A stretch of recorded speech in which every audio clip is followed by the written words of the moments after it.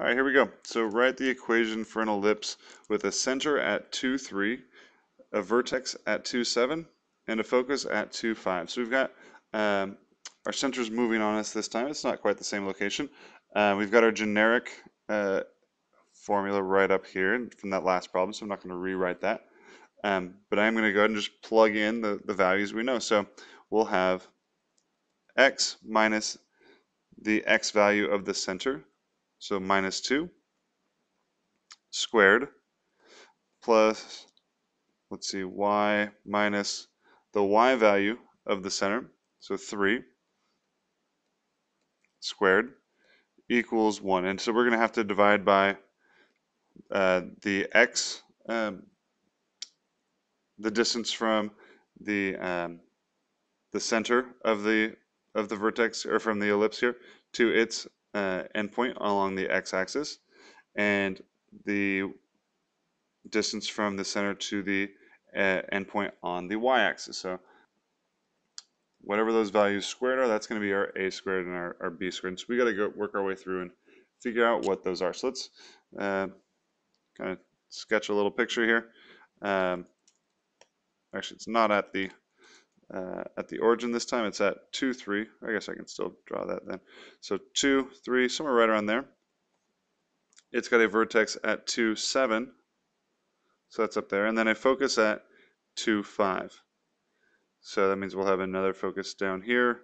If it's up 2 from the center, it was at 2, 3. Now it's at 2, 5. That means it's down 2. So we'll have the other focus at 2, 1.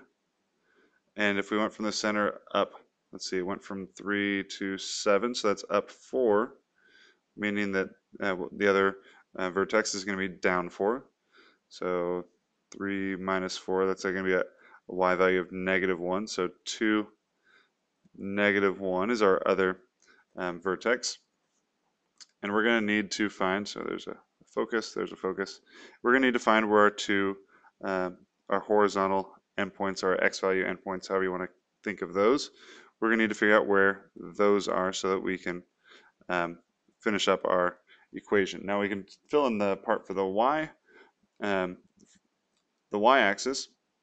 We can figure out our b squared right now because we can just count our distance. So if it's going from a center at 3 and it's up 1, 2, 3, 4, 4 squared, our b value is going to be 4, and 4 squared is 16. Actually, let me write that in blue. Is 16 because our b value is going to be 4.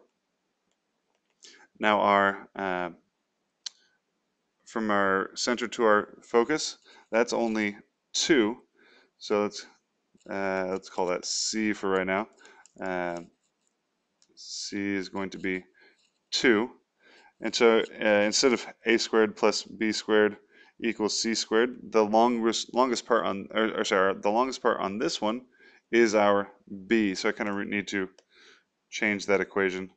It's really going to be a squared plus c squared equals b squared. And realize these are in the Pythagorean theorem itself. This is talking about a leg, and a leg equals the hypotenuse. This is going to be a little bit different since there's not a leg, and hypotenuse, and you can kind of find the parts in there if you want, but really the longest part is equal to the 2 shorter parts squared. So the longest part squared is equal to the 2 shorter parts squared. And so don't get too locked into just a squared plus b squared equals c squared. It's really this equation of the shorter sides, or a shorter piece squared, which one of them will always be the focus, or the distance from the center to a focus, squared, plus the distance from the center to the endpoint on the minor axis squared is always going to be equal to the distance from the center to the vertex on the major axis. That will always be your longest piece.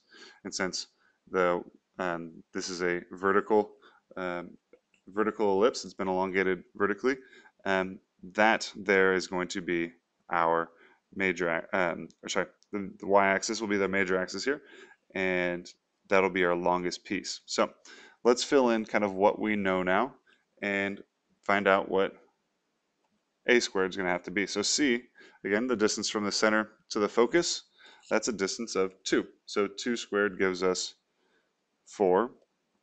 So we have a squared plus 4. Again, that's just 2 squared equals b squared, and b was 4, so that equals 16. Subtract 4 from each side, we get a equals the square root of 12. Subtract 4, you get 12. Take the square root of each side, we get the square root of 12. Now what is that going to do as far as our equation is concerned? Well, if a is the square root of 12 and we need a squared here, then that's 12. And now we have our equation. So hope that helped.